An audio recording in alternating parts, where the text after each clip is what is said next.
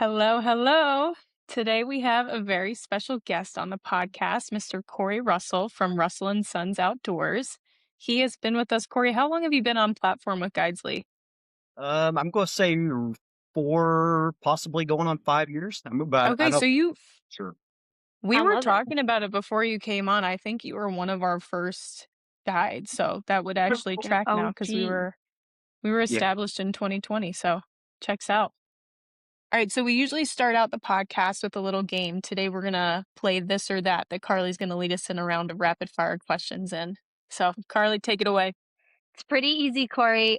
I'm gonna say one thing versus one thing, and you just have to tell me which one you like more, this or that. Okay. So first thing, local tournament fishing versus travel tournament fishing. Which one? Ooh, that's a good question. I like both of them. Um, Yeah, Really? I do. The traveling's nice yeah, because I get to fish new waters. So that part's a lot of fun for me. Um, Right. that being said, the local end, I know where those fish are pretty well all the time because I'm right. water all the time, focusing on those fish. So it's a lot Yeah. easier. I have a leg up. So I do. I want to Both that's are talk good. about both of those in a little bit though and differentiate the pros and cons of each though. So we'll come back to that. Okay, we know you're in Texas. So Texas A&M versus UT Austin. Which one? A&M. All right. I like it. Wading versus inshore. What do you prefer? Wading versus inshore. Mm-hmm. Um, Very different. yeah, so for us here on the Texas coast, um, all of our inshore is either more so out of the boat, bait fishing or drifting, or wade fishing. All of our inshore here, we're very shallow in our Mhm. bays. So all of our inshore, our average water depth for my home waters is 2 foot. Oh, Oh, wow. Very shallow. So all of it's pretty well baiting, drift fishing, that kind of thing. So Right. definitely wading moves down I did not know that. to get in the water. So definitely wade That's fishing. sweet. Okay, evening versus morning bite in Port Aransas. That's a time of year thing. Uh, Ooh. honestly, yeah, most people don't realize that it's not necessarily a morning/afternoon. It's what time it Okay, is. Interesting. It's weather related. So weather predicted. Uh, cool. So what is it right now?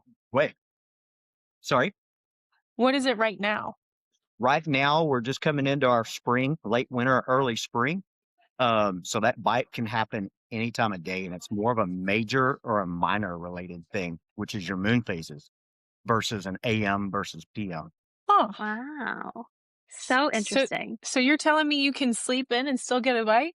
Some days, uh, I will, I will actually have clients certain days. I'll call them like, "Hey, we're not going to have a bite frame until after lunch, so y'all might as well kick back, relax. Let's wait till 10 o'clock or noon to go, and we'll have a better." Oh, So, brunch and fishing sounds like a good combo. I wish it It's worked my like that all jam. the time.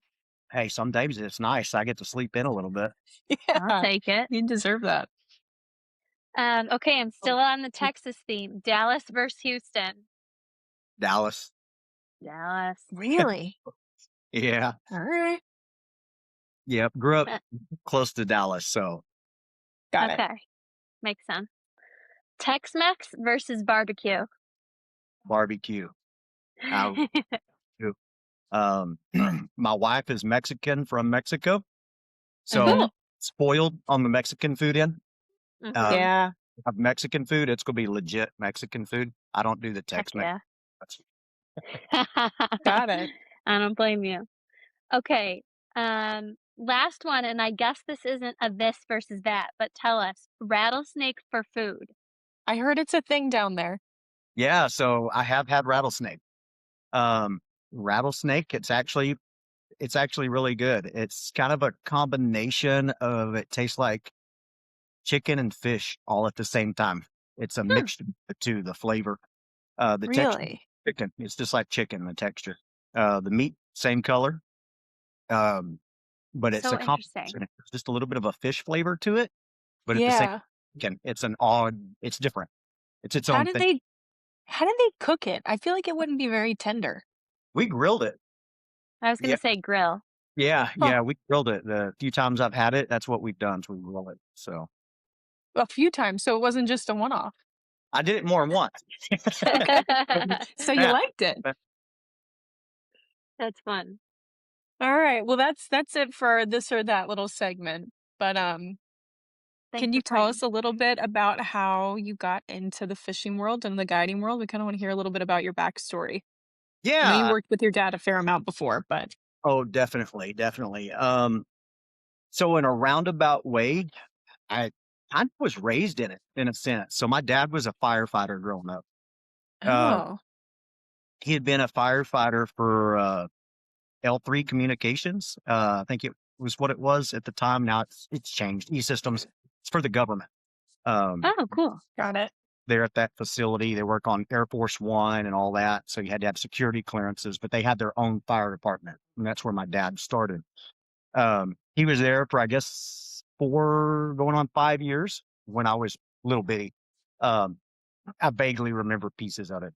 Um, but they ended up deciding that the city was gonna help take care of some of their firefighting in, and they laid a bunch of people off.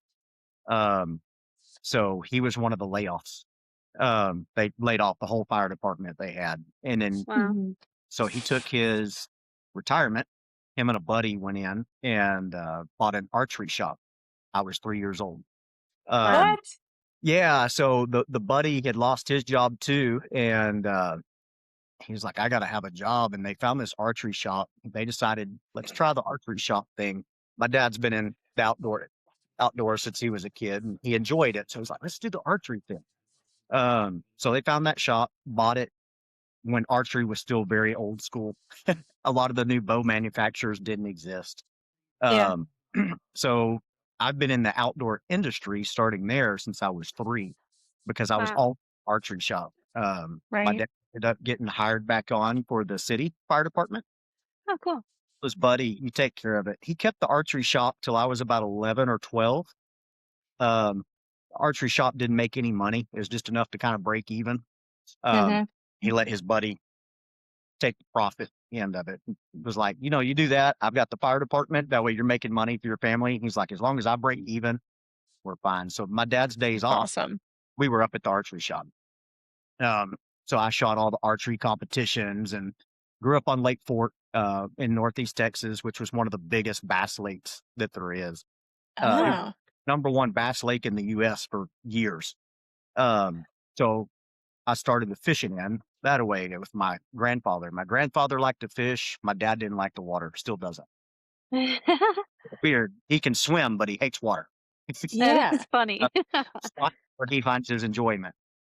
yeah. So, well, he sold the archery shop when I was, like I said, 11, 12 years old, and just went to the firefighter thing. And I grew up in that. And at 16, I started dabbling in guiding. I would run duck hunting trips and bow What fishing was trips. That's how I started. how did that come about? I feel like it wasn't very common then. No, it wasn't. And I didn't think of it as a job. It was what I Mhm. enjoyed. I saved my money up, bought my first boat. Actually, bought it off my grandfather. How Um, old were you? and I was like, I want to learn to bow fish. So I rigged it all up for bow fishing, and I would have people at the dock at night see me come in with all the lights on the boat and everything. They're like, yeah, that's cool. We're like, how much is it to go? And I'm like, oh, I don't do it for trips. If we throw you $100 just to pay for fuel, can you take us? And I'm like, That's a big deal. Hell so yeah. we kicked off and took off. Um, I did that, got into law enforcement for 7 years, never thought of it as a career. Mhm. And I hated the politics in law enforcement. Mm, So needless to say, I got out of it and I went back to guiding. And I've been doing it Wow, ever since. So uh, wow. got my that's captain. amazing. I got out of law enforcement and I've been doing this ever since. So, That's amazing. Wait, I have 2 follow-up questions. Number 1, when did you buy your first boat? Were you 16? oh wow, yeah, I was probably right at 16. That's crazy. Yeah, I What, was and you just saved up at the archery shop all those years or what? yeah, that's it. Doing odds and end jobs for neighbors and things. I'd go cut their grass and rake leaves, anything. Didn't matter. Dig post holes and put up fence. I grew up on a farm. Yeah. Um, Yeah. oh, I was used to building fence, taking care of cattle and horses and everything. So everybody knew that. So if people went on vacation and had dogs or something, they're like, "Hey, can you come take care of my yard and the dogs or the cattle while I'm gone? So we'll pay Yeah. you so much to come take care of it." So that's what I Sure. did. Right. Started sticking it back, and that was my That's to get my first boat. So that's wildly impressive as a 16-year-old to be able to fund a I'll boat. That's say. crazy, and let alone guide people on it. I mean, if I would have bought, like, a raft at that age, oh, that's hey, about all I would have had money for. just a love. It really it's something I love. I still love today. I'm not burnt out on it. I enjoy what I do. Um, Mhm. I look forward to it still every day. Don't get me wrong.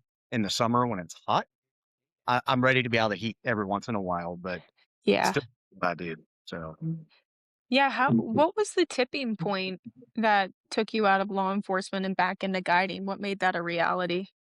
so I, the tipping point there was all the politics. Like I said, there's a lot of Yeah. Yeah. how can I put this? A lot of rear end kissing, which I don't do. And, Not my Sounds favorite about either. right. yeah, yeah. So I was up for the corporal position multiple times, and I got the jail administrator in trouble and nearly had her fired because of some stuff she pulled. Um, Oh god. and she decided she didn't like me, but since she was the one that wrote all the schedules and everything, she would put me as the total back end totem pole. I got put on night Um, shift. I don't do well with night Mm. at all. When the chickens go to bed, so do I. uh, when they get in the morning, when the sun comes up, I'm ready to go. I wake up all on my own. I'm ready to go. Uh, yeah. Mhm. I've always been. But yeah, that's kind of my tipping point. She threw me on nights, and I was on nights for 4 of the 7 years. Um, Right? Ooh, every time That's that's hard. crazy. came up, I would get nixed by her. So, uh, Wow. like, okay, So I'm so done. was guiding the first instinct to be like, "This is my out right now, and I'm gonna do this full time," or was it kind of a, "Oh, I miss this, and I'm gonna look for other jobs?" And that's exactly what it was. It's I miss this, and I'm going to find another job. Right. I'm intent on going back to it um, part time. I didn't know that I could make it full time. I wasn't certain. So I found another job working 4 days a week. Um, it's 12-hour shifts, um, grunt work. But I was like, I'll do that. And then on my 3 days off, Friday through Sunday, I'll guide. Yeah. Which for us, that's most of where our trips are at is the weekends until you hit Right. summer, kids are out of school. Um, but so that's what I started doing, and I did that for 5 years straight. Um, just learning down here. I got my captain's license, and for 5 years straight, I worked 7 days a week for 5 years. Uh, Wow. my wife finally told me that I needed to pick one or the other. So, so, Yeah. so She well, was we're probably like, "Can I get a date night?" yeah. Right. I'm gonna go with the fishing end of it, and she's like, "You're busy," and she's like, "You're always booked." She's like, "Just you're good enough at it. You're always booked. Just quit your day job." She's like, "This is what you enjoy. Do what you enjoy." So she had to Oh, push me a little bit because I was comfortable minus the work Yeah, 7 days a week. I was like, right. that risk factor comes in. I'm like, "But what if?" totally. Um, That's awesome, though. I'm sure she saw how much you loved it, though, and how that was where you were supposed to be. exactly, exactly. And everything's fallen in place. I mean, it's just been kind of domino effect for us. I'm very blessed. I've been taken care of on it. Um, and like I said, everything I've done, setting up the groundwork, it's all just fallen in place. So That's That's great. awesome. With good reason, too. So I'm sure over the years, like the types of trips that you offer has evolved. So what did you start with initially when you were like, okay, time to pull the trigger. I'm doing this full time. What are you offering initially? And then like how has it changed until present day? yeah. So initially, I started with bait fishing trips only, fishing from the boat, bait fishing. I Yeah. didn't offer wade fishing or drift fishing. It was all Mm. boat throwing bait. That's probably the most common thing you see because probably starting off 99% of my clientele were new to fishing or did it once a year or had never fished. Yeah. Right. I get a lot of people that have never done it and they come to Port A and they're like, "Hey, let's get a fishing trip while we're here." It's a last minute thing. Um, Yeah. So, and I still get a bunch of those calls today. People will be like, "Hey, can we go tomorrow?" I'm like, "Well, I'm already booked. You got to call me Right. ahead of time." And they're like, "That early?" So, He's good. yeah, Yeah. it's like that. Um, but I started off on the bait end, and I've always liked to wade. I got more into the wading 7 or 8 years ago. Okay. Uh, Mhm. and I've fallen in love with the wade fishing. There's just something more personal about being in the water, experiencing everything, watching the fish swim right beside you. Sometimes you'll be sitting here fishing, look down, and there's a fish swimming by or stingray. Right. And I don't know, there's just something cool, more personal about it. It's more enjoyable. Yeah. Yeah. Um, so I've slowly transitioned my business from the bait fishing end to more weight fishing, or that's the goal. So I'm trying to get it to where it's a happy medium. I have half and half. Sure. Uh, Right. and that's pretty well where I'm at. And I like that because it gives a good mix of things. Right. Um, I get plenty of time in the water where I get to enjoy it, fish with my clients because I'll jump out of the boat, fish with them to That's locate, awesome. and we'll locate them. Like, hey, come over here. There's a school of fish over here, and Mhm. and I like to teach people. I love teaching new people how to work things and why I do it a certain way, and I enjoy that part of it. It's more personal, more one on one. Whereas Yeah. bait, I'm throwing bait out for them. I'm like, all right, hold the rod. don't let, Right. don't drop the rod. Yeah. Right. Tell 'em What about yeah, go ahead. oh, no, I was just gonna ask, did you used to run hunting trips as well, or is that a newer thing? Yeah. So when I first got out of law enforcement, I was running a lot of exotic hunts. I did a lot of that. Um, and then captain's license at the same time. And the reason I did that is because then I could run my hunts through the fall and the winter, which is slower Right. for in, Right. or it used to be. Now it's getting to where I stay pretty steady through the winter. Um, That's but smart. I would run the hunting trips fall and winter, and then in the spring when fishing kicked off, I would do the fishing trips spring and summer. So it Right. makes crowds flip flopping back and forth. And now what do you personally hunt with? Because I know that it's kind of a bring your own materials type of thing to your Go, hunts. go What ahead. what are your preferred devices to hunt with? Because you grew up in an archery shop. I, I feel I, like you would have a different kind of flair. I love to if it's for me and I'm getting out just to enjoy my time, I'm going to bow hunt. That's what I enjoy. Really? Mm. If I'm going out and I just need to put a little meat in the freezer for the family, I might take my gun and be like, "Oh, I'm gonna go just shoot a deer real Yeah. quick, put some meat in the Right. freezer and, shoot a doe or something." But if I'm going for my own personal enjoyment and it doesn't matter, I don't necessarily need a lot of meat in the freezer, I'm gonna take my Mhm. bow. Yeah, It's pretty cool. That Archery is is a cool. very, very niche thing. I think it's very random that your dad fell into that and you got to be a part of that. yeah. And I really said, like I say, I really think that is what started my love for all of this. That my grandfather catered to it too. He knew I enjoyed it, so he'd always take me fishing. And in Northeast Texas, where I grew up, squirrel hunting was a huge thing.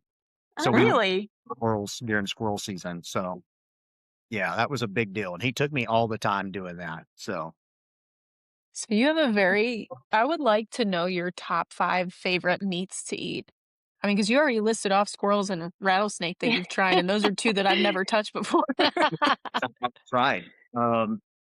Yeah. So my favorite meats, if we say our top five, Yeah. uh, and one of these you're gonna find really weird, but it's good. So axis deer is great. Axis is Okay. awesome. Not any gamey taste to it. So Mm. Yeah. real meats really good steaks. Um, Nilgai, i- which is one of the largest antelope there is. Huh. Uh, there's Oh. that's a really good meat. That's Um, in Texas? that's in Texas. Yeah, I'll give Wow. you they're free ranging. They're all over. But they're a big. Interesting. Um, we have oryx. Oryx is a really good meat. What's Uh, that?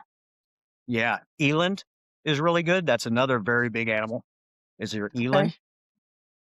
And then my last one is zebra.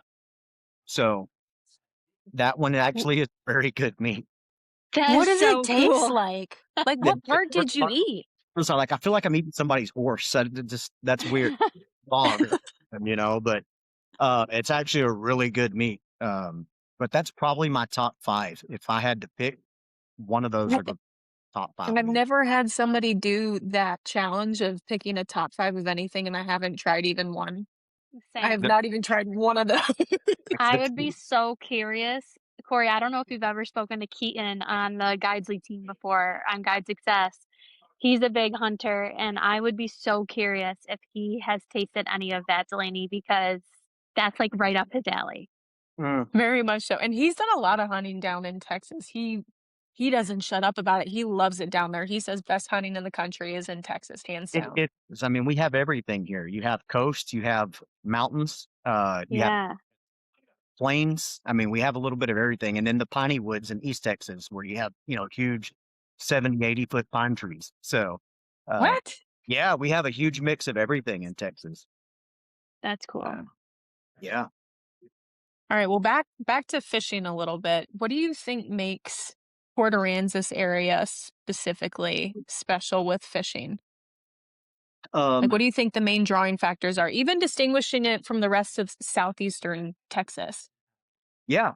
So Port Aransas, what makes it so unique, um, it is so you start kind of in that area south, you have one of the most saline water systems that there is. I think it's like the top 10 in the world. Huh, Uh, yeah, so it's why? very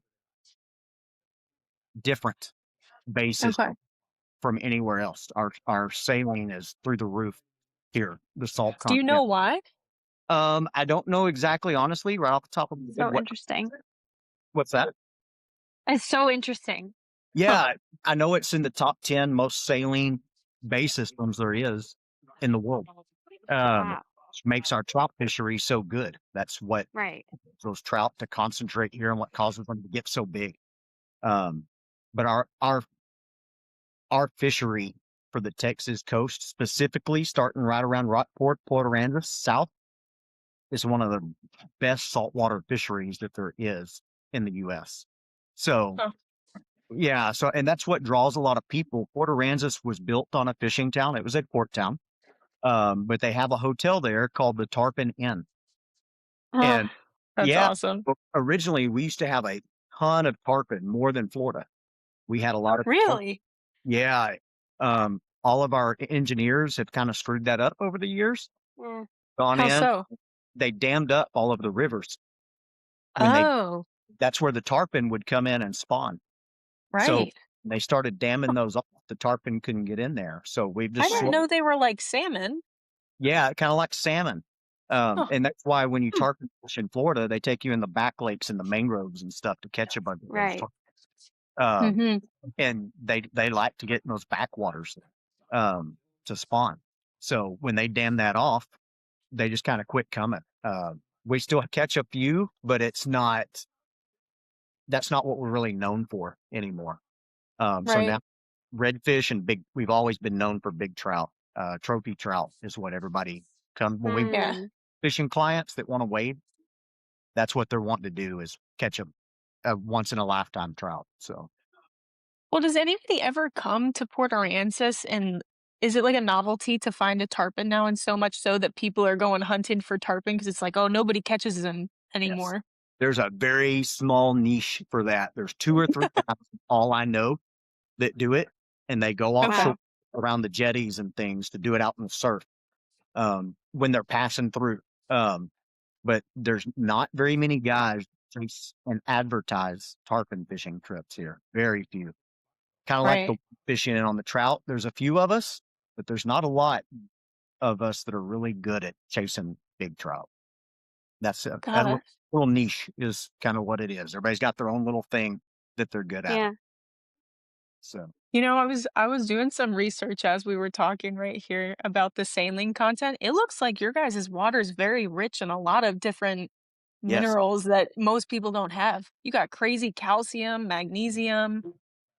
Looks like there's a bunch of ancient sediments that were there that somehow fed into it, limestone. Okay. and This it's is really interesting. Listen, I gotta get down south. I keep talking about this. We're Delaney and I are in Buffalo, New York. Yeah, we're a little colder And than you. yeah, a little bit. just a little. And Every time we talk to somebody, whether it's Florida, Texas, I'm like, "Why do I live up here? Yeah. Why?" I don't like the cold. I, uh, I like when hunting season comes around. I like that part of it, and the cold brings that, but I don't Yeah, like Right. the end of it. Have you yeah, ever lived outside of Texas? No, ma'am. No, I've always No. been in Texas, but I mean, I've been all over Texas, sure. but Right. I mean, like I said, I grew up Northeast Texas, and then I moved and had a house in a little bitty town called Medina, which is Hmm, in central Southwest Texas, in the what everybody okay. calls Okay. country. It's where all the mountains and everything are, Well, beautiful, crystal clear rivers, and it's gorgeous. Um, did he so cut that's out for you, Carly? Yeah, he did. Okay. still He'll come back. you're right. Let me know when it comes back. I'm wondering if I should pause it. That's okay. We can just clip it. Oh, there he is. Corey, can you hear Hey. us? You're good. I was waiting for it to come back in there. Yeah. Yeah, you were talking about, you said Medina? Yeah, so Medina, everything there is what everybody calls the hill country. You have lots of mountains, huge cypress trees that grow down the rivers, and the rivers Right. are crystal clear, like a bottle of water. You can see all the way to the bottom. Beautiful. Wow. That's cool. A lot of exotics out there that have gotten loose out of high fence ranches. There's free ranging everything. All the animals, the 5 animals I listed, are just natural out there now. They're all over the place. So That's cool. So you've really gotten out and explored and seen the lay of the land of all these places too, right? You're not just cooped up anywhere you go. You've hunted and fished all these places. all over Texas, all over. When I was running a lot of the exotic hunts, I had probably upwards of around 80 ranches that I hunted all over Texas. Wow. And a lot Wow. of ranches, some of them could be 60 to 100,000 acres. Oh So my God. you could walk on them all day and still not see all of it. So That is so cool. That is sweet. Okay, well that being said, if you hypothetically had a long 3-day weekend and you could travel all around Texas and you had to be the best hunting and fishing tour guide there ever was, where uh, would be your spots that you're going? Where are you taking people? on the fishing end, Yeah, probably we'll right. do one fishing and then one hunting. Okay, I'm going to say the fishing end, probably right here where I'm at. It's Ah, going to Wow. be everything from Port Aransas to where I am right now. We're in Port Mansfield getting ready for Legends right now. The Oh second. yeah, yeah, yeah. So we're here getting ready for that tournament. Um, but Yeah, what it would definitely be right this little stretch right here on the fishing end. This is where I'd be. wow. Uh, that's cool. Yeah, so what's Port Mansfield like? I was looking at it a little bit. I was looking at all the spots of the tournament. It's 3 legs, right? 3 legs, correct? Yes, ma'am. Okay. And you're in the second one this go around, and the next one's at the end of March. Yes, ma'am. Yep, you got it. So Damn. Mansfield is a little bit. It's hard to describe. It's different than anywhere. Right. So Port Mansfield is a little small town. I bet you there's probably not at most 100 people that live here year round. At most, it's a Wow. bitty town. It's a fishing town. Everybody that comes here, Right. it is to catch a big trout. That's it. That's all they come here for, to catch a big That's trout. cool. Um, Again, it goes back to the bay being hypersaline. Um, Mhm. that's what it's known for, is catching a 10-pound trout down here, and that's what everybody wants to come here for. Um, Wow. but So yeah, you must be excited for this weekend then. well, I'm pumped. I'm ready for it. Have you We've fished down there a good amount? Like, do you feel y- comfortable with the waters, or is it yes, ma'am. uncharted territory? Okay. No, it's I've been here before. I fished it quite a bit. Um, but like I said, it's always nice to get outside of your home waters where you are every day and Right. just something to get Right. a being a because it's just a different world down here. It's totally different. It's hard to explain. Um, it's Yeah, all it sounds like it. open water, islands or anything down here. Whereas my home waters, there's tons of little bitty islands all over the place. Um, Hmm. Here it's pretty wide open. There's not a lot. We're fishing a lot of grass beds, drop off edges, things like that. Same thing. Most of your water depth here goes from 1 to 6 feet. Is about as Oh deep as Wow. my gosh. yeah. Most of it's not deep, and more of it, the bulk of it's probably 1 to 3 feet. So How much have you fished out in the like Tampa, Sarasota area? Because they're similar in that capacity. Which area? In Tampa, Captiva, Sarasota area? A little bit, not a lot. I've gone down there and booked a trip with some other captains a few times. Oh, Uh, cool. and it's a whole different, it's same thing. It's a whole different fishery. It's totally different than what I do. Mhm. Right. Different styles of fishing there. So it's a whole different world. I get on their boat and I'm like, y'all just tell me what to do. I'm not touching anything. You're, like, holding the rod backwards. Yeah, I know, right? But it's funny because I'll start fishing. They're like, "You're really good at this. What do you do?" I'm like, "Well, I guide for a living too." And they're like, Oh, "Oh, so okay. That's you That don't makes tell them before you go on? yeah." But I was like, "I'm not touch. You tell me what to do because everybody has different techniques and styles of things that work better in different fisheries. Even from my home waters fisheries right. to here where I'm at, it's the same, but there's different styles and techniques that work better, different lures that work better in these waters or colors. So it's interesting how it changes from one base system to the next. Right. But yeah, speaking of fishing different waters, I said I wanted to circle back to it. Yeah. Tournament fishing, traveling versus local. How did you first off, how did you get into That to was gonna be tournaments? I feel like yeah. it doesn't always mix with guideship. Um, They seem like separate worlds in some ways. it kind of is, because it is different. You're looking for a couple different things. Your tournament fish, we're looking for the biggest fish that we can find inside of a certain slot range because certain tournaments, those fish have to be still in what we call the slot, which is a certain measurement. Um, so we can't catch fish over it because it doesn't count for us. It has to be in that slot. Lead Okay. tournament, there is no slot. It's the biggest fish that you can catch because That's we're cool. not keeping them, so we're letting them go. Um, Right.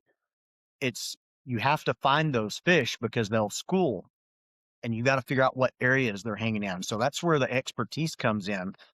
You can't just go out and go, okay, we're going to go catch fish where I've been catching my keeper fish, what we call box fish, and Mhm. win the tournament because you need the bigger ones. So you have to figure out where they are, where they move to. As I tell all my clients, fish have tails and no addresses. So How much do you study in preparation for a tournament compared to the day-to-day that you do in guiding? it's honestly never ending for me. It's a continuous thing. I do it every day. And like I said, I still enjoy what I do. So even in my home waters, when I'm there, I always know I have tournaments upcoming.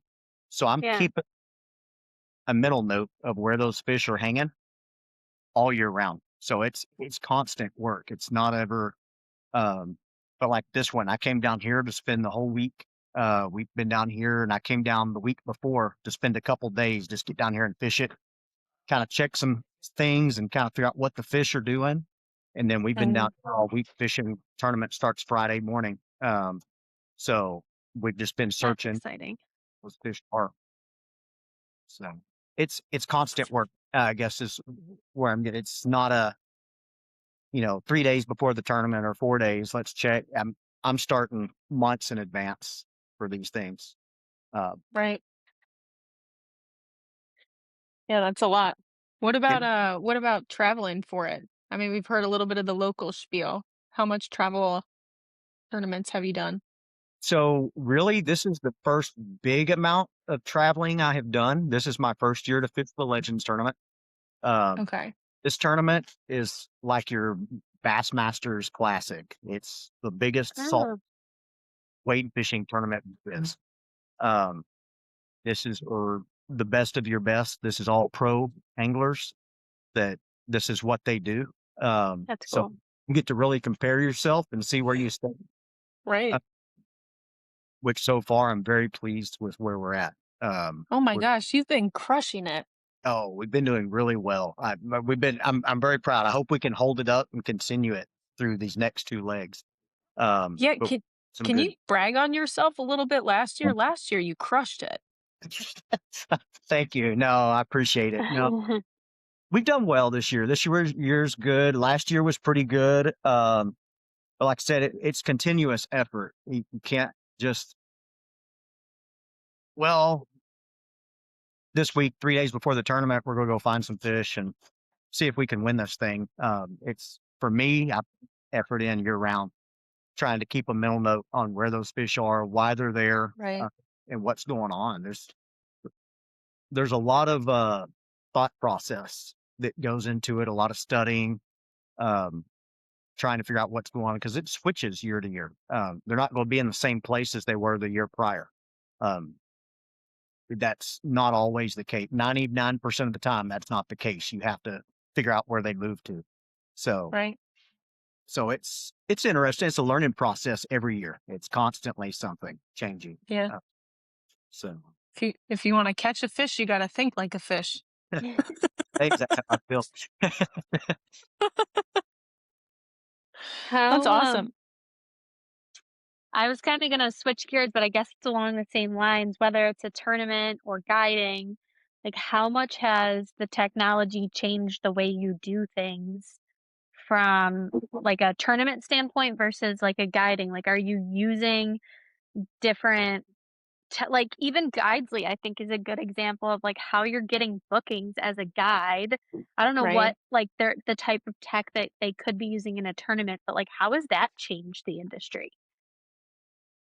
Man, it really has changed a lot, from when I first started as a 16-year-old. Fast forward till now, it's changed. Social media was not a thing when I was 16. Right. So, Totally. yeah, so that end of it, night and day difference. I'm old school, like I told you earlier, I'm tech-tarded. Um, I was dying. I'm going to my kids and I'm like, "Hey, I can't figure out how to put a phone number in my phone. Can you help me?" That's Uh-huh. great. Setting up this podcast with y'all and everything. I was like, all right, bear with me. I'm tech-tarded, so tell me what to do. I'm the That's kindergarten great. level. But I figure it out. Push enough buttons, you're bound to figure it out. Hell So yeah. true.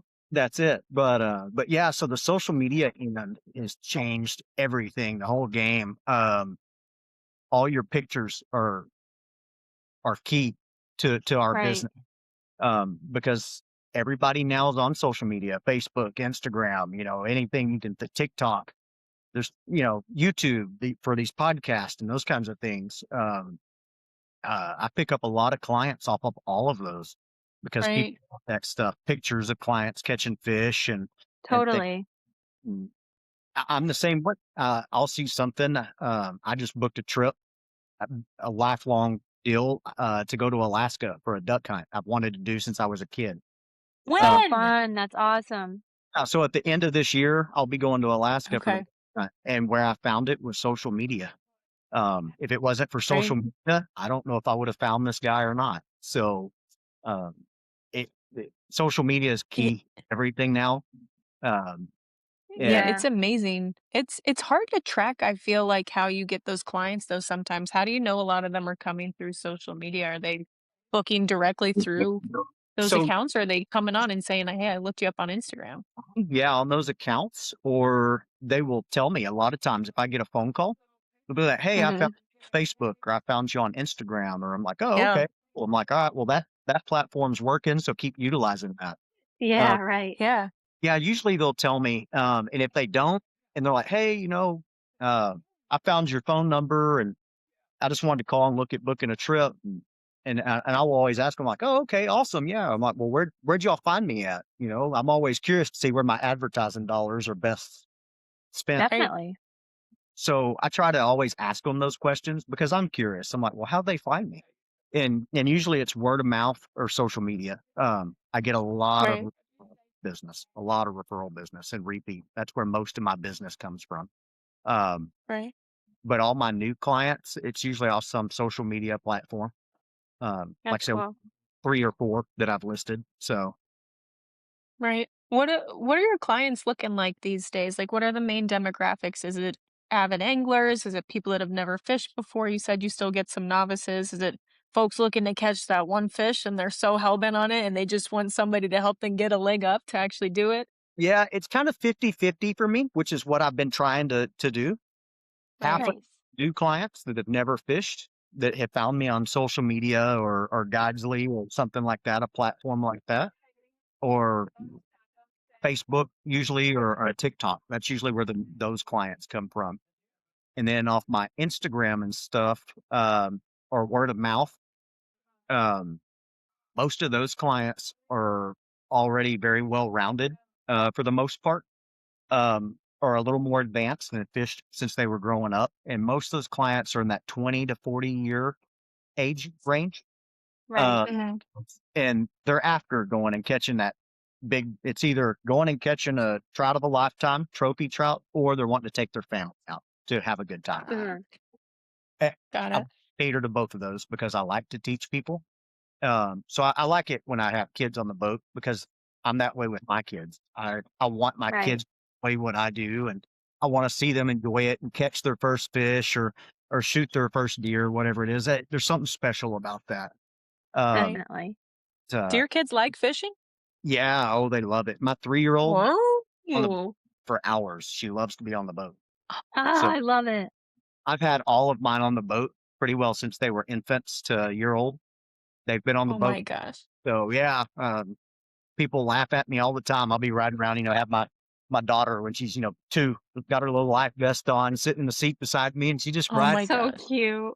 So everyone's That's like, awesome. "How old is she?" I'm like, "Oh, she's 2." And like, she just looks content as can be. I'm like, "Oh yeah, she loves it."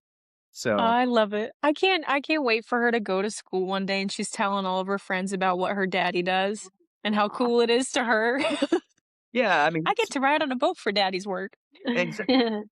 Like I said, me spending time with my grandfather and my dad hunting and fishing. Those are the Mhm. things I remember. So I want to Yeah. help put those memories into my kids and other people's because if you just cater to the older generation, my age and older, if you don't teach these younger kids, the younger generation, my job will be gone soon if we don't. Right? Get up stuck on video, Totally. things like that. So I want to get them off video games and out front of the TV Well, and and get it's to enjoy some of the outdoors or the water, whatever it is. It's Um, so funny because I think they're craving it so much. Like I'm 25 years old, but I have a 13-year-old little sister. And I grew up in the age that was kind of in the middle of the tech age we were kind of weaning on. So I grew up with a good childhood. We went outside. Everybody was in the cul-de-sac every single day. But then we started to get phones and iPads in our middle and high school years, and we didn't quite know what to do with them. We were a little awkward with it. But watching my sister grow up, she's never known anything different. And she's gotten to a So point. I had her wild. in town just a couple of weeks ago for Valentine's Day, and we were talking about it. She goes, Delaney, I'm so addicted to this iPod. I hate it." And I was like, "A 13-year-old is self-aware enough to say that." And she goes, I want to go out fishing with you. I want to go out on a boat. I play these games. I play fishing games on my iPod, but I've never done it in real life and I want to." And it's so funny that kids are like learning about the outdoors through Through their devices now and Yeah. ending up out there. Like, it's just a natural itch and inclination, but they didn't grow up with that. They just had different vices. yes, it is because I've had kids, or I say kids, younger than me, like right at 20 on the boat. And they get on and they're like, I've never fished before, but I play these video games. I've had those exact stories. And we throw some baits out and everything, get out there, and they're like, well, how long does this take before we get a bite? And like sometimes it's instant, sometimes we got to move around a little bit and work for it and figure out where those fish moved. And they're like, oh, okay, well, my video game, like you changed, you got one. And That's I love that you're, like, parenting them through it. You're like, that's "Alright, buddy, we me. gotta have patience. You gotta be a little bored." yeah, because I'm literally the one that gets on the boat. Now, granted, I haven't yet at this company, but I'm the one that gets on the boat and it's like, "All right, where are the fish? Like, what are we what are we waiting for?" and those clients, I always have to tell those clients because I have days we get on the boat and we go pull up first stop, like, oh, there's fish, and we spin the boat around and shut down and throw baits out, and it's just Right. instant. Whoa, whoa! They're like, oh, I'm like, here's one, here's one. And it's just as fast as you get it in the water, and Yeah. all their fish, our keeper fish that they want to take home for dinner and everything, get them. And they're like, well, now what? They're like, that was easy. Well, don't expect that all the time because that's not every Right. a once in a Right. lifetime deal. It doesn't happen. I'm like, yeah, I'm on the water, so I get to see it several times a year, but it's not that way every day. It's fishing. There's a reason they call it fishing. And I tell everybody I'm a guide, not a god. So Right. Totally. I feel I, one of my first times I ever went out with guides league, that was my first time fishing because my dad oh, never wow. fished. I say I come from a long line of bad luck fishermen, so they just count themselves out. They're just super impatient. Anyways, I went out for the first time and we hit a boil within the first 15 minutes. It was the coolest thing ever. I'd never seen anything like it. I was like, is it like this all the time? These guides really do just put you on fish right away, huh? And then we sat and we waited the rest of the time. Nothing happened the rest of the day. And I feel like it was the perfect dose of, okay, maybe it was a little bit of the reverse. You didn't quite get the buildup of having to sit around, but you still got the excitement of it and what it could be. It was like the two extremes. That's it. That's it. And it's fun when it's like that. That's what gets people hooked. And I love it, Yeah. especially with new people such as yourself that have never really done it. I love it when I go out there and we just get to catch a whole bunch of fish that day. Because Yeah, that was awesome, and Totally. everybody there, I and they want their kids to do it in the future. And that's what right. keeps them in business, is well, I want my kids to experience what I did, Yeah. so enjoyed it. And Well, and that's it's what, so exciting too. I mean, yeah, I was pulling stuff up. I had no clue what it was. I'm like, but I caught it. It's yellow and I don't know what it's called, but I caught it. And they're like, that's a crap fish. I was like, but it's a fish. But yeah, it's a, it's a fish. I love that. oh, it's, Um, I love experiencing that with clients and like I said, and kids and stuff when it's their first time. There's something exciting about that. It gets me pumped for them. It's just like me Yeah, with kids. They do it. I'm like, oh yeah, I'm just as excited, if not more excited than they are. So that's awesome. you get that little dopamine rush. And what's your most memorable catch? my most memorable catch, probably one of my most memorable, my earliest memory I can recall. I was 3, 4 years old. Oh my God. I had a Hey, Snoopy baby. Mouse fishing pole. It was yellow. I remember big, big mountain pole. And like I said, grew up on Lake Fort, but we had a little pond behind the house that had bass in it. I said my dad didn't really like the water, but he would fish a little bit, little bit. And I wasn't allowed to have a hook at that age, and I didn't know the difference. My dad would just Right. tie onto the end of the string with no hook. So I'm just be out there casting, having a good time, and my dad's fishing a little bit, catching a couple fish. And my dad was over right beside me, just a few yards down, walking around the bank of this pond. And I'm throwing this worm on my Mickey Mouse fishing pole. And right as it gets to the bank, this great big bass, it was probably about a 5, 6 pound bass, comes up, gets this worm. I'm like, oh, I got one. And I pull my little pole and I pull that bass up on the bank. My dad's like, oh my gosh, that's a big one. And he comes running Wow. there, and this bass is flopping around because the worm popped out of his mouth because there's no hook. And this bass is flopping around on the bank. My dad's trying to grab it, and I don't know what to do. I'm just like, look at that fish. It's huge. It's Yeah, probably bigger than you. Yeah, I know. took in the water and swam off. But that was my first fishing memory that Oh my really, God. this is fun. Like I said, no hook, no nothing. He just grabbed the worm, and I just got lucky and pulled him out of the water. Also, Didn't what even catch him, brand was that? but it was exciting. What brand was that Mickey Mouse rod? That must have been Don't a sturdy remember. little thing. Probably Zebco if I were to take a wild guess. Zebco. All right, put Well, that in the l hands of every looking kid. looking at your little table, it looks like you've upgraded from the Mickey Mouse rod a little bit. A little bit, a little bit. You wanna do a little show and tell? Sure, sure. Um, so this is kind of some of my sponsors and everything, or everything I have on the table here. I'm sponsored by all of these companies. Wow. But it's stuff that I had always fished before that I really liked. I found my brands that I liked. Um, some of these guys reached out to me to become a sponsor. Some I reached out to them like, Nice. oh, here's what I'm doing. This is where I'm going with my business. I Yeah. like your stuff. Can I represent you? Can I? Yeah, I'm like, I enjoy what you make.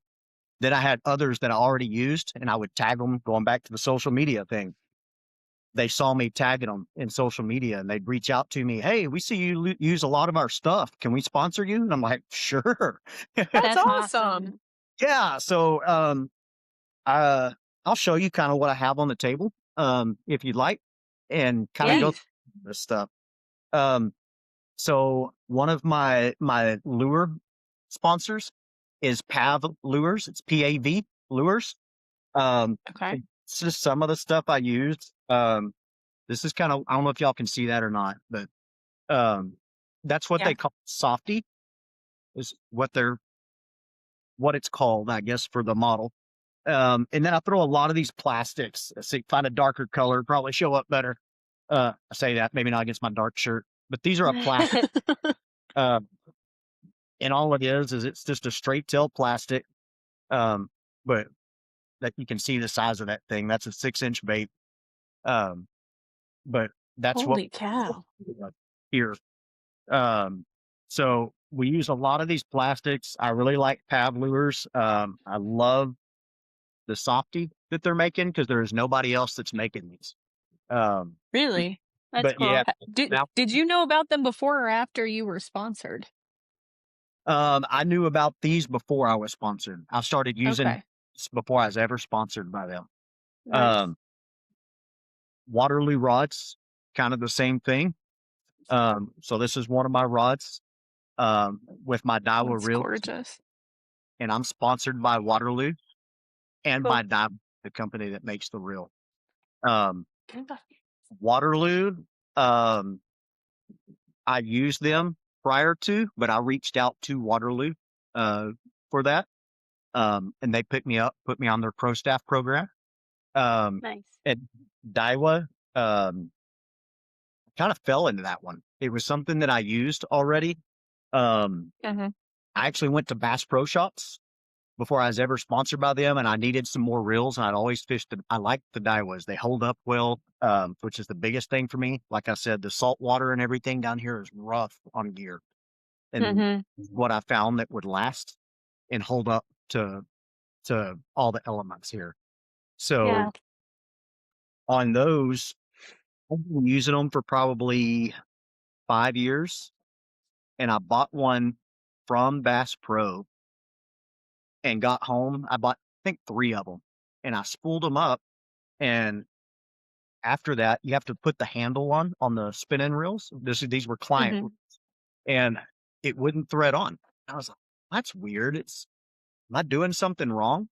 So I ended up calling Daiwa's customer service line, and I told him the problem I was having, and they ended up getting me to the manager over their service.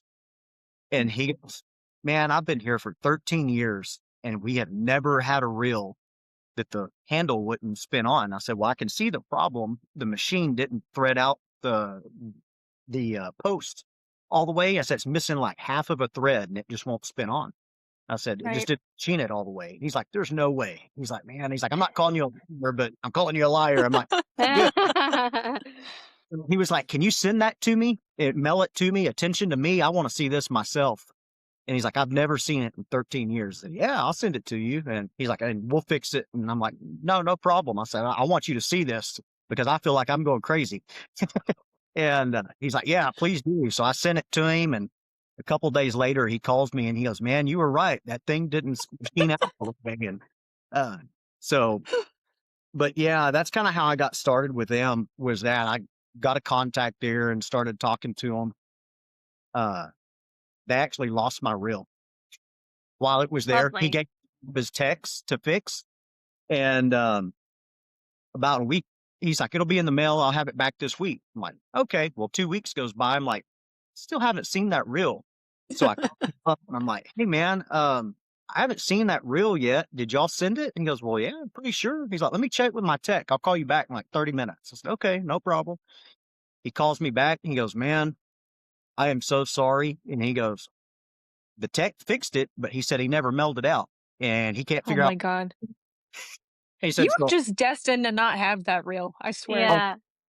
And he's like, so I put another one, a brand new one in the mail, and it mailed out to you just a while ago because I did it myself. And I'm like, Aw. nope. I said, not a big deal. I was like, I just wanted to check on it because I haven't seen it yet. I was like, I was wanting to Yeah. make sure to pull it off my front porch. Right. And What a great partner. oh yeah. And I said, so thank you. And he's like, no problem. Well, another 2 weeks goes by and I'd already received the one he sent me, and another reel shows up in the mail. And I'm like, what in the world? So I call him back up. I said, hey man, you already sent me a reel and this other one showed up in the mail. And he's like, yeah.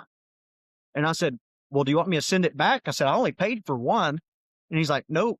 He's like, that was the one we fixed. And I decided to go ahead and send it to you. And he's like, that's for your headache for us losing the reel. Aw. That's That, nice. that's awesome. I said, that's great customer service. I said, Mhm. Definitely. stay with me. And I said, well, I'm a Daiwa fan for life. I was like, I already use y'all stuff. And I said, if you look at my social media and everything, I use y'all stuff. And I said, if you ever need somebody for the pro staff program, uh, hit me up. Call me. Yeah. And that's where that started. And he's Lo like, and behold. actually, I can probably help you out. So sure enough, I got a phone call and they got me all set up. So Man, that's That's your awesome. guy. yeah, so that was awesome. Awesome. Um, but that's kind of Man. my runs and reels. Like I said, lures, um, line cutters, not a sponsor of mine, but that's a tool that I use all the time that Mhm. worth its weight in gold. There's nobody that can make those any better. But Who makes those? line cutters. I don't know, can y'all see that? Oh, Is that's the this brand. Yeah, it's the brand. It's line cutters. Oh, is But this it's the got one, Corey, you were telling us on Shark is they started on Shark Tank? yeah, so he started on Shark Tank is where he started and just continued to innovate from there. But That's he cool. makes awesome, awesome product. They wow. work for the saltwater down here. Um, their cutter in there is like ceramic, so it doesn't ever get dull. That thing is amazing. It'll cut through anything, even your power pole remote. So be careful. We put our power Mhm. poles around our neck. And if you're Mhm. not careful and you move and have that thing open and you don't close it Oh god. like I do, Um, what I wanted to say, Corey, was you and I should talk because a couple months ago, one of our other like OG guides on our platform down in Florida, his name's Rich Adler. Him and I had a conversation about doing like a discount night for our guides and really just giving an opportunity for all the captains and guides to come together to like share about their experiences. So like right? you sharing your experience there, I'm like, oh, I'm sold on that company. Like what great customer service. Like Yes. how else and how can I help some of especially like our newer guides, like how can I help get them discounts? And Mhm. so as running this guide community, like in the future, I'd love to have an opportunity where like you're a Guidesley guide. Okay, well that means you get the following discounts at these places. But I need captains like you who have these connections, who know and in certain areas of the country, like in Texas, you're going to use different stuff than they're using in Florida. But I can almost guarantee that there's going to be some overlap somewhere. And so, long story short, you're getting another phone call from me, whether you like it or not, to talk about brands and discounts. Not a problem. Why Have my number, so anytime. Cool. well, Welcome. I bet in your area, especially with the sailing content and how fast things wear down, I'm sure a bunch of boys getting into the industry, boys and girls getting into the industry down in your area, they're gonna need some mentorship on products and what to do.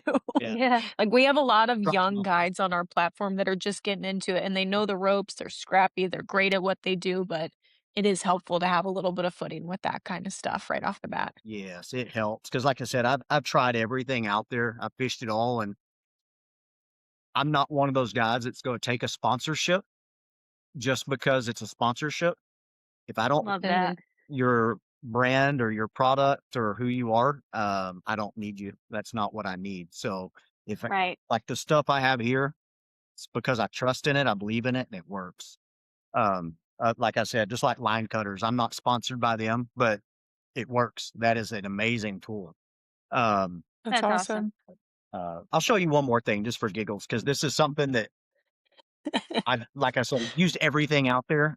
For the people that wade fish, If you're Yeah. looking for an amazing tool, most everybody uses a sling system. It's kind of like a woman's purse. It goes around you.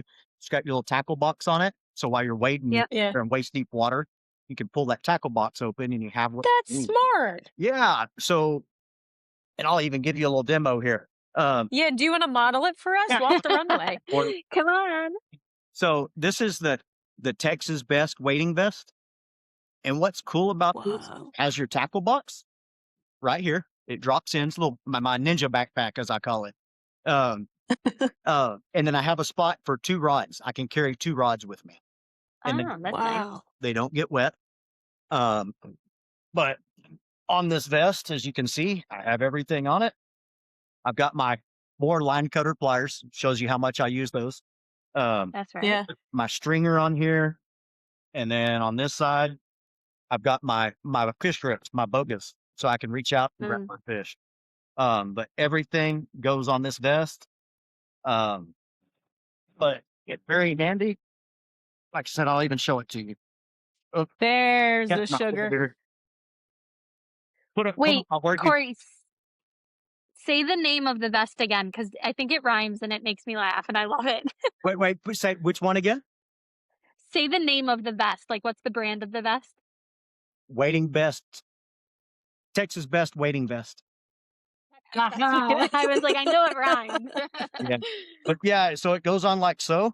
You have everything you. Wow. It's all right here. That's nice. Yeah, I mean, you need your tackle box. I mean, it's very simple, and then you have your 2 rods up here, and they're out of the way. You don't have to worry about them getting wet. Um, Yeah. Yeah. this thing is awesome. Whereas the sling style, it's down here in the water all day, and it has a seal it, Right. but it still gets water in it. Down Yeah. Mhm. here, I never have a problem. Some But of our yeah, Buffalo guys need that. I feel like a lot Yeah. of our handy. crew in Buffalo has gone out like with some of the guides around here, and I feel like Justin or some of those guys, Delaney, you know who I'm talking about, like they would Yeah. love that. Yeah. Well, also, I don't know how far you guys are wading, but here, I mean, we predominantly fish the creek, so I mean, Okay. sometimes you wade for like a mile to 3 Yeah. miles in a day. A lot of times, yeah, we'll wade several miles a day. Yeah. Because we may jump out, if we find the fish immediately, then we might not wade, but a 300 or 400 yard stretch all day, at most. But then there's other times, those tough days where you're really trying to work areas and find them. We may wade. Shoot, yesterday we probably waded 10 miles Wow. Oh my god. water, trying to locate fish and that kind of thing. And I Um, bet you get hungry and you gotta put some snacks in it. Look at exactly, and that. that's what nice about this vest. It holds every.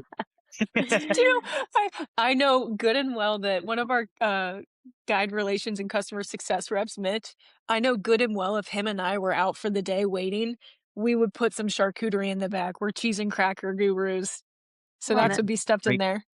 Yes, but yeah, that thing is awesome. I wouldn't fish without that. That's one of my tools that is a must. Yeah. I'll never go back to the sling style again. It's just so functional. So Yeah, Makes pretty sense. freaking cool. yeah, but yeah, that's just some things that I use that are a must-have items for Yeah. me. Um, Yeah.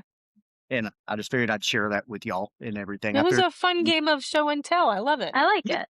it may be helpful for somebody that's looking for something and haven't found what they like yet. So Very much so. Definitely. Alright, well, Corey, this has been awesome. I have been waiting to sit you down and get to grill you for quite some time now, so I hate that we couldn't see you in person last month, but hoping for that in the next month to actually get some Soon. action. Bring Devin down, get some video footage. there you go. That's the goal. Yeah, I know that's what Um, you said was maybe next month sometimes, kind of what he was thinking. So yeah. Yeah, yeah, well, we'll talk and coordinate more about what would be good around your fishing tournament schedule and all your guiding, and we'll see where we can fit into your life because I know you're a busy guy. You're not not a, doing 7 days a week anymore, but you're still a busy Yeah. guy. I'm trying to slow it down a little bit. The age, as you can see by the gray, it's starting to sneak up on me. Didn't even notice, just your sparkles. Oh, All right, Corey. So shit. great. Thank you so much. Thank y'all. I hope y'all have a good day. Thank you, you too. Good luck this weekend. Thank you. Y'all have a good one.